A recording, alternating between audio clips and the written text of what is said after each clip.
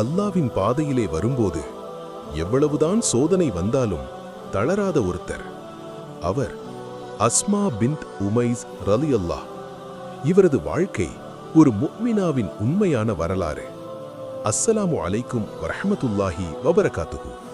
என் அன்பு இஸ்லாமிய உறவுகளே, இஸ்லாத்தை அறிந்து கொள்ள ஒரு புதிய முயற்சியுடன் உங்களை சந்திக்கிறேன். யார் இந்த சஹாபியா? பாகம் 3 கேள்விக்கான வரலாறு இதோ. அஸ்ஸலாமு அலைக்கும் வரஹ்மத்துல்லாஹி வபரகாத்துஹு. இஸ்லாத்தின் ஆரம்ப காலத்திலேயே மாபெரும் தியாகம், பொறுமை, இறை நம்பிக்கை கொண்டு விளங்கிய சிறந்த பெண்மணிகளில் ஒருவர்தான் அஸ்மா பின்த் உமைஸ் ரலியல்லாஹ்.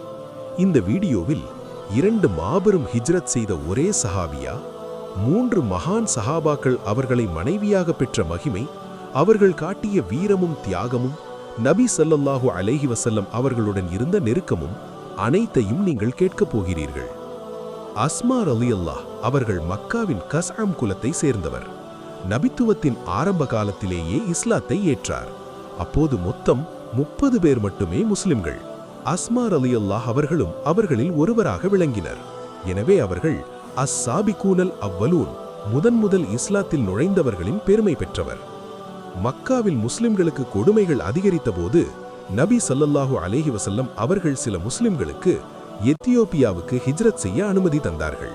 அஸ்மா ரலியல்லாஹ் அவர்கள் தம் கணவர் ஜாஃபர் இப்னு அபூ தாலிப் ரலியல்லாஹ் அவர்களுடன் நாட்டை விட்டு குடும்பத்தையும் நண்பர்களையும் அல்லாஹ்வுக்காக பயணம் தொடங்கினார்கள். அங்கு 14 ஆண்டுகள் அந்நிய நாட்டில் வாழ்ந்து துன்பம், பசியும் பயமும் அனைத்தையும் பொறுத்தார்கள். ஹைபர் யுத்த வெற்றிக்கு பிறகு அபிசீனியாவுக்கு சென்ற அனைத்து முஸ்லிம்களும் மதீனாவிற்கு மறுவருகை தந்தனர்.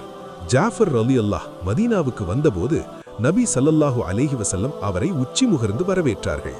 ஹைபர் வெற்றியை எண்ணி நான் மகிழ்ச்சி அடைவதா அல்லது ஜாஃபரின் வருகையை எண்ணி மகிழ்வதா என்னால் தெரியவில்லை. ஒரு நாள் உமர் ரலியல்லாஹ் அவர்கள் நாங்கள்தான் சிறந்த முஹாஜிர்கள் என்று கூறியபோது அஸ்மா ரலியல்லாஹ் அவர்கள் தைரியமாக பதில் சொன்னார்கள். நாங்கள் நபி அவர்களுடன் இருந்தோம், ஆனால் நாங்கள் தொலைதூர நாட்டில் அந்நியர்களாய் பயத்துடனும் துன்பத்துடனும் வாழ்ந்தோம். நாங்கள்தான் 2 ஹிஜ்ரத் செய்தவர்கள். நபி ஸல்லல்லாஹு அலைஹி வஸல்லம் இதை கேட்டதும் கூறினார்கள், அஸ்மா, உங்களின் ஹிஜ்ரத்துக்கு யாராலும் சமமாக முடியாது. முக்தா போரில் ஜாஃபர் ரலியல்லாஹ் அவர்கள் காட்டிய வீரத்தை சொற்கள் மூலம் வர்ணிக்க முடியாது. ஒரு கை வெட்டப்பட்டது, மற்ற கை வெட்டப்பட்டது. இறுதியில் தம் பற்களால் இஸ்லாத்தின் கொடியை தாங்கினர். அவர்கள் உடலில் 90 மேற்பட்ட வெட்டர்கள். அதில் எதுவும் முதுகில் இல்லை. அவர்கள் பின்வாங்காததை அது காட்டியது. நபி ஸல்லல்லாஹு அலைஹி வஸல்லம் அவர்கள் இந்த செய்தியை கேட்டபோது அஸ்மா ரலியல்லாஹ் அவர்களின் வீட்டிற்கு சென்று ஜாஃபரின் குழந்தைகளை அணைத்துக் கொண்டு அழுதார்கள். அஸ்மா ரலியல்லாஹ் கேட்டார்கள், ஜாஃபர் பற்றி ஏதேனும் செய்தி வந்ததா?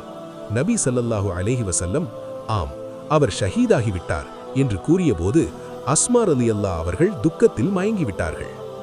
ஜாஃபர் ரலியல்லாஹ் ஷஹாதத்திற்கு பின் நபி ஸல்லல்லாஹு அலைஹி வஸல்லம் அவர்களை அபூபக்கர் சித்திக் ரலியல்லாஹ் அவர்களுடன் திருமணம் செய்து வைத்தார்கள்.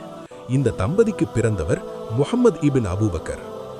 நபி ஸல்லல்லாஹு அலைஹி வஸல்லம் மறைந்த பின் ஃபாத்திமா ரலியல்லாஹ் மிகுந்த துக்கத்தில் இருந்தார்கள்.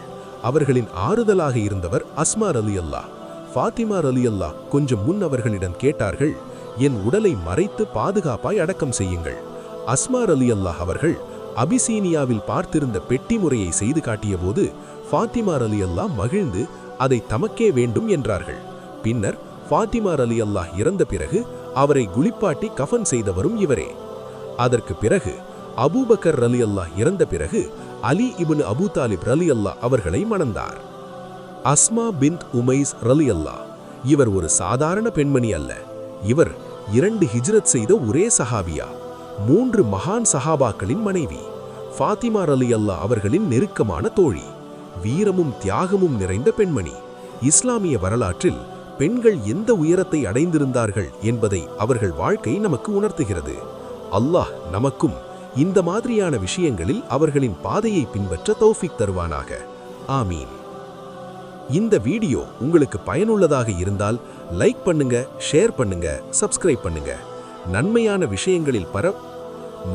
விஷயங்களில் பரப்புறது ஒவ்வொருத்தருக்கும் ஒரு பொறுப்பு. நன்மையான விஷயங்களில் நாம் முயற்சி செய்யும் ஒவ்வொரு நொடியிலும் அல்லாஹ் நம்மோடு சேர்ந்து உதவி செய்வானாக. ஆமீன்.